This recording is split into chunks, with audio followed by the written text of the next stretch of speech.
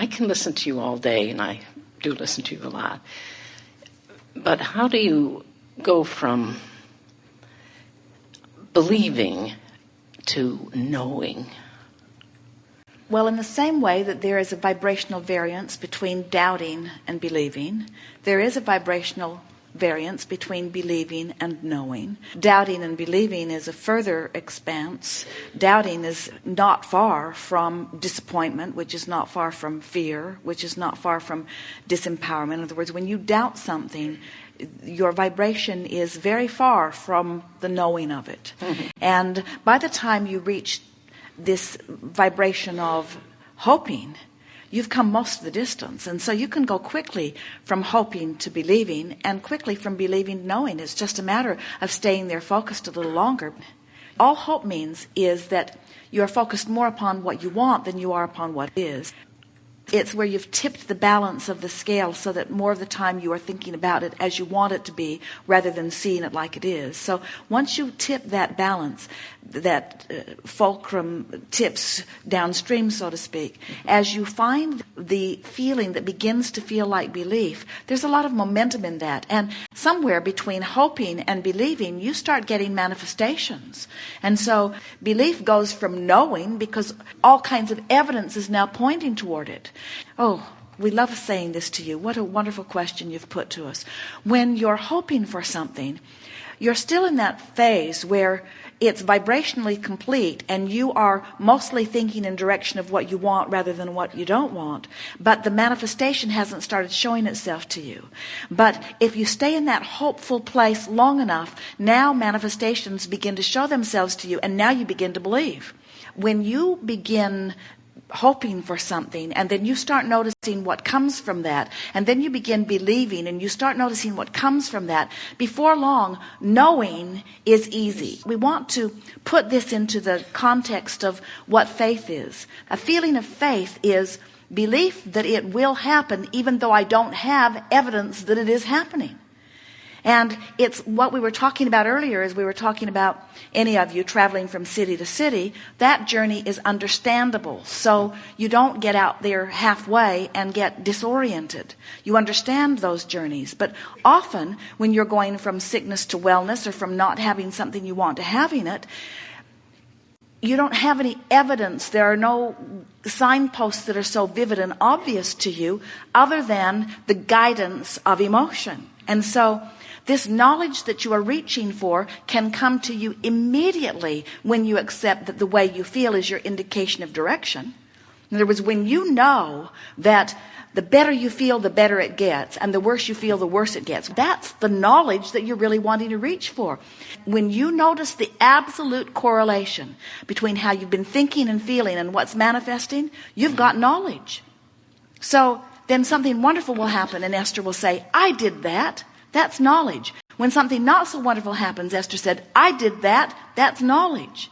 So it's the knowing of the guidance system that we want you to focus upon. Everything that you live is a replication of how you've been feeling. Nothing happens that's separate from the way you feel. Everything happens that is exactly corresponding to how you've been feeling. So as you start consciously noticing those comparisons, as you think and feel and have a manifestational result, before you know it, you have knowledge. And then you start saying, I know I did that. And we think that that's really the knowledge that you're wanting to reach for. And then it's just a matter of practicing the better feeling thoughts. We think what trips so many of you up is that you've been trying to compare how you feel with how others have felt or how others are feeling, when the comparison that you want to make is, how does this thought feel in relationship to the thought that I just thought?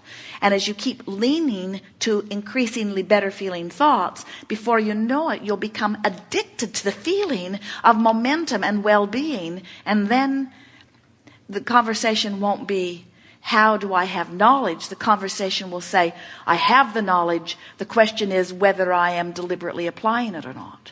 Mm-hmm. We tease Esther a little bit because she knows the difference between a thought that feels better and a thought that feels not as good. She knows. She's been practicing this for a long time. She knows a thought that feels a little better and a little better and a little better. And with deliberate attention, she can parlay any thought that feels any way into a better feeling thought. No matter how good it feels, she can make it better. No matter how bad it feels, she can make it better. She knows how to make every single thought feel better. But sometimes she does not use that as her criteria.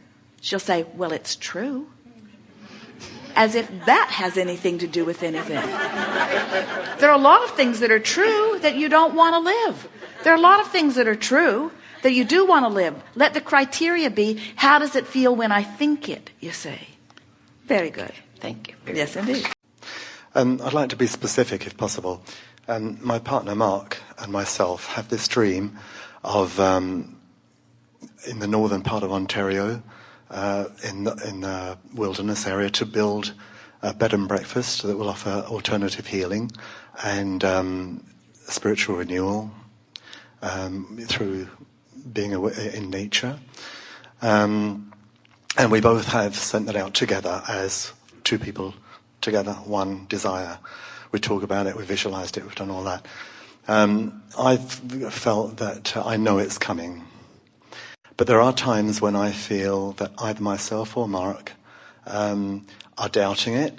And so my question is, if I am really feeling that, yes, it's coming, I'm feeling very positive, and Mark is doubting, or the other way round, which one wins out? Well, as you are joined at the hip, so to speak, and creating on the same project, and let's say that you are most of the time feeling only eager anticipation about it, and your partner, let's say, is doubting quite a bit.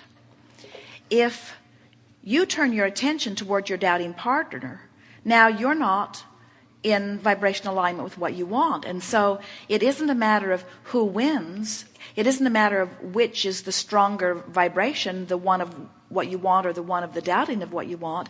It is a very unique thing for two people to care about each other, to be working together on a project and not influence each other to the lowest common denominator of the vibration. Because when you want what you want, and even someone you love is focused negatively, they feel to you as if they are hindering, and that injustice looms within you. In other words, it's like, if you wouldn't doubt so much, then my desire would be pure. And we say, what's somebody else's doubt got to do with your belief? Where do you get your belief from? Them? That's a very conditional belief. If you'll believe, I'll believe. No, if you'll believe, I'll believe. No, if you'll believe, I'll believe. We say, focus upon what you want until you know it, and then what anybody else thinks won't make you buckle at the knees. So often, one partner will want one thing and another partner will want another. Let's say that you both want opposite things. Let's say you want it to be in these mountains and you want it to be at this beach, or something that feels different. And so if you're focused upon what you want and finding vibrational alignment with it completely, then the universe has to yield it to you. And if this one is focused upon what he wants and is giving his undivided attention to it, then the universe has to yield it. But what usually happens is you're looking over there at what the other one is doing, which means you're not a match. The other one's looking at what you're doing, which means he's not a match. And so now neither one of you are a match to what you want, and so neither one of you are getting what you want, and you're both sort of blaming each other. So the answer to the question is, it doesn't mean diddly squat what anybody else thinks about anything, even if they are your co-creative partner in this endeavor. What they think does not matter at all unless what they think makes you feel negative emotion. If you are feeling negative emotion, then bottom line, you're not a match to what you want. And all the justification in the world, well, I didn't feel bad until you said that, but now you've said that, now I feel bad. All the justification in the world doesn't matter. Yeah. The bottom line is, I'm not a match to what I want when I feel bad. So how can I hold myself in alignment with what I want? And we say, we don't understand why it is so hard for you when you've got all of the call of source calling you this way, why it's so easy for you to hear somebody in the peanut gallery calling you a different way. And we say, it's because you've tuned out to the call of source. You've forgotten what the call of source source sounds like and feels like. You've forgotten that it feels like improvement. You're off trying to find truth and valor and all of those other things. You're getting your marks on all kinds of other charts, and you've forgotten that good feels good. It always feels good. When you love, it always feels good. When you expect good things, it always feels good. When you anticipate good things, it always feels good. When you doubt, it always feels bad. When you criticize, it always feels bad. When you look at what you don't want, it always feels bad, you see. Thank you. Very good.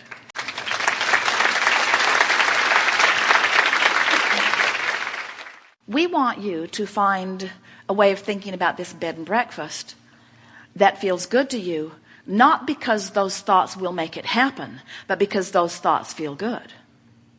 People come to these gatherings and they say, all right, I'm going to learn how to create my own reality. And you say that I must feel good in order to get what I want. So in order to get what I want, I'll feel good. And we say, that's a bit screwy. Because everything that you want is so that you'll feel good. So if you can find a way of feeling good even before you get what you want, now you're really onto something. But most say, I can't really feel good till I get what I want. And we say, therein lies your problem. As long as you're holding out for it to manifest before you let yourself wholly go, you're holding it off. When you let yourself wholly go, I'm feeling good because I want to feel good. I'm feeling positive. I'm thinking it's coming because that feels good, and doubting that it's coming feels so bad. So it doesn't have anything to do with reality. It doesn't have anything to do with evidence. It's just this simple thing. This thought feels better than this thought, therefore I choose it. Why are you choosing that thought? Because I think it'll get me what I want. Wrong. Why are you choosing that thought? Because it feels good. Because it aligns me with who I am. Because it lets me be who I am. Because that's seeing my bed and breakfast through the eyes of Source. It's already in vibrational escrow. And we've all seen it. And when you see it as we see it, you feel good. And when you see it not existing, you feel bad. And that's what faith is. That's what belief is. That's what knowing is. It's seeing it as Source sees it before it is visible to be seen. And when you see it as Source sees it before it is visible to be seen, then it must be seen. But if you don't see it as Source sees it before it can be seen, you'll never see it. Nice to know. Really fun to know. More fun than not fun. But then that's just our perspective. We know everything. We've never been wrong.